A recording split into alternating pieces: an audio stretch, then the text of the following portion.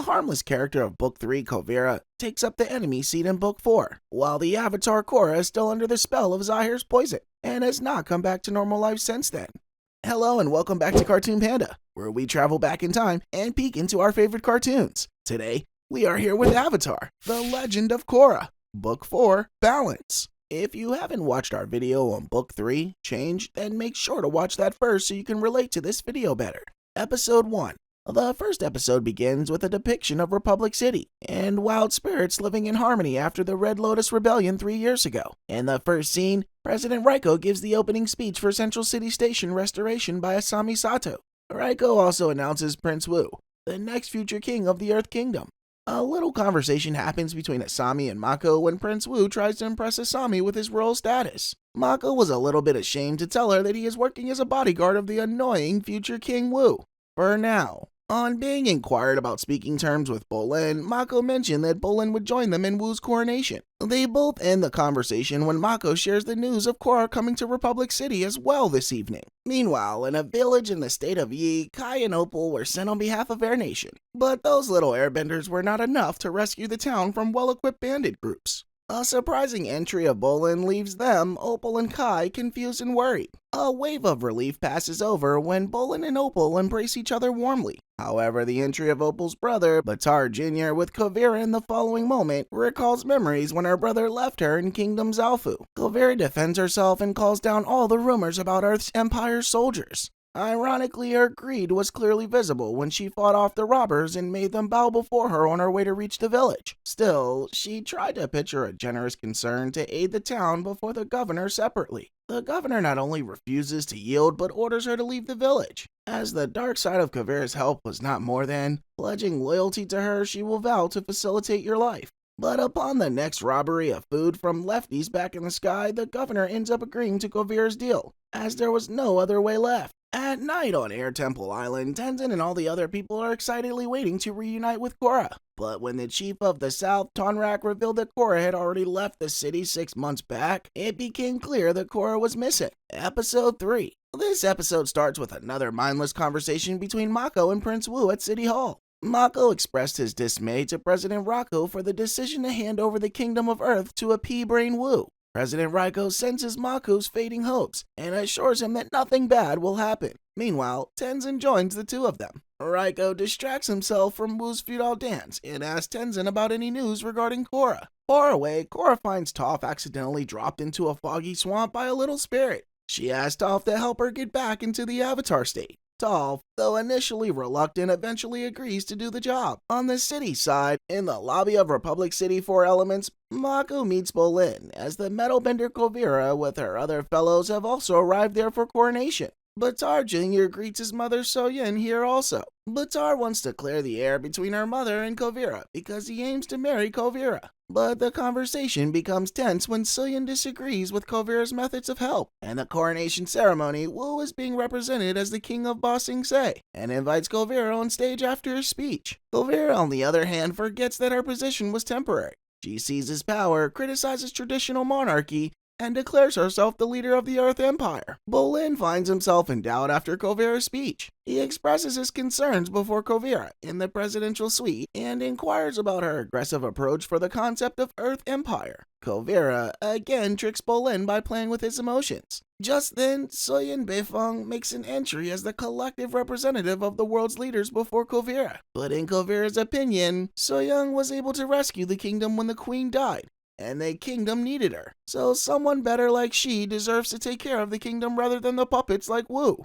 He also declares that Zalfu is our next target. In this very situation of trouble and threat, Trens orders his 3 eldest children to find out Korra and bring her back to Republic City. Episode 6. As the war forces arrive at Zalfu, Soyen decides with her sons to kill Kovira to end the conflict. Surprisingly, they find Zhu Li, assistant of Varric, sleeping in Kovira's bed. In the next moment, a tent falls away around them, revealing that it was a trap of Kovira for them. On confronting Soyen, Kovira reminds her that she has always been a coward. On the other hand, Opal and Janora were having an argument about whether Korra should fight with Kovira or not. Janora supports her statement by saying whether Korra is now free from all the metal residue, which was injected into her body by Zahir. She is still weak. The debate comes to an end after hearing the voice of Kuvira on the Zalfu speaker system.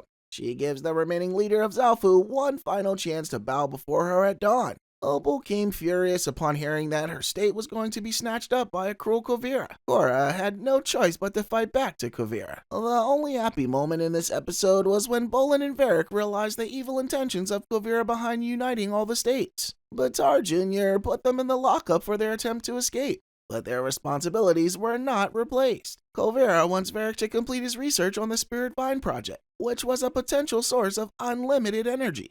However, Kuvira wanted to use this as a weapon of mass destruction. Upon consistently being threatened by the guards to work on the project strictly, Varric sets up a bomb on the train. Batar Jr. quickly orders the soldiers to separate the lab's train compartments from the engine compartment to leave Bolin and Varric to die. Surprisingly, Bolin, the lava bender, finds a way out of the train. On the battlefield, Korra stands up to Kuvira. The war begins, and Kuvira starts winning. But when Soyin encouraged her to tap into the Avatar state, things turn around. Just when she's about to win, Korra sees a scary vision and loses control. Janora and Opal rescue Korra just in time and call Milo and Iki to fly back to Republic City. Episode 9. In the Republic City, things have become more strange than ever. The episode starts with a sudden attack of vines on some tourists in the city. Luckily, Janora senses this sudden change of energies timely and informs Korra and Opal. They both first negate, but then Korra decides to feel the energy of vines herself. She touches the banyan grove tree and sees that Kuvira's army is destroying the forest. She immediately runs to tell everything to Raiko, the president. In the city hall, President Raiko calls all the world's leaders to ideate the next best move. However, Tenzin, leader of Airbenders, and Azumi, leader of the Fire Nation, still want to work with peace and reject the notion of attacking Kuvira's army. The situation gets worse when Tenzin gets to know that his beloved daughter Janora has been attacked by Veins, which eventually have taken her with them. Korra is constantly under the grief of Avatar for no benefit, but seeing Tenzin upset, she takes the challenge to meet with Zahir. This decision was made because Korra was still in fear of Zahir trying to kill her. Tenzin gives her permission to meet Zahir with a heavy heart and lets her leave with Mako. In the president's office in City Hall, Raiko, Asami, and Varric hold a meeting about Kuvira's super weapon. Seeing no opportunity to escape, Asami and Varric both end up shaking hands for the better of the town. Meanwhile, Korra orders Mako to stay outside the prison while she herself goes inside the dreaded cell. Seeing Zahir in chains, Korra recalls all the bad he did to her. But Zahir realizes that Korra still has fear for him. As she is set to leave the prison, Zahir calls her up to be her ally in approaching Spirit World. Strange but real, the cause of her destroyed life for the last 3 years now instructs her to let it play out and accept what happened to her. She wins and lands in the Spirit World. Also, Rava speaks up inside her, stating she was always within her. It was just the fear of Korra that let her suffer for so long. With Rava's help, Korra frees all the captured spirits using energy bending, and in the Republic City all the bodies are released from vines. Episode 13. The finale has arrived. Korra decides to face Kuvira for the final showdown. Inside the Colossus, a skyscraper-sized platinum mecha suit, Korra gives orders to Soyin and Lin to go to the arm and disable the weapon. While for Mako and Bolin, she commands them to shut down the engine. The operators on Kuvira's side notice the weapon's firing mechanism isn't working. Kuvira realizes it's not a mistake, but a deliberate action to stop her. Kuvira throws the inactive arm away, which crashes the nearby building. However, Soyin and Lim face no harm. With a loud bang, Korra uses firebending and airbending, knocks up on Kuvira in the cockpit. In the engine room, Bolin accepts his sin of not knowing how to override the system. Mako, after a moment's hesitation, decides to manually destroy the ball of vines by shooting lightning at it. His arm gets badly burned by a sudden surge from the vines. Despite the injury, he keeps attacking the vines. Soon, the vine ball starts to glow with wild energy, and Bolin takes the body of Mako outside of the Colossus. The shaking of the weapon throws Korra and Kuvira down in the cockpit. Finally, with a massive explosion, the Colossus collapses. However, Kuvira still doesn't surrender even then and flies to the spirit wilds. From there, she challenges Korra to come and get her. While on the inside, Kuvira plays her last trick with Korra while handling the most powerful spirit weapon. Korra tumbles as Kuvira targets and fires at her.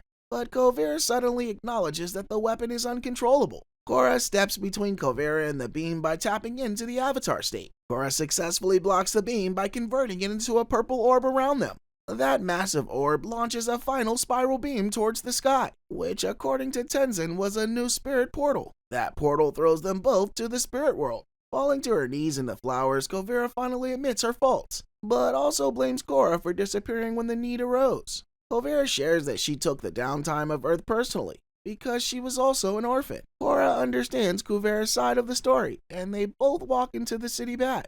The group gathers and gives a warm hug to Korra and arrests Kuvira for all the wrong she did. At the dinner party, the dumb King Wu proposed the idea of independent states with democratically elected leaders, which Mako and Korra happily approved. Later, Asami and Korra happily escape through a newly created spirit portal in the middle of the city, just to have some alone time together.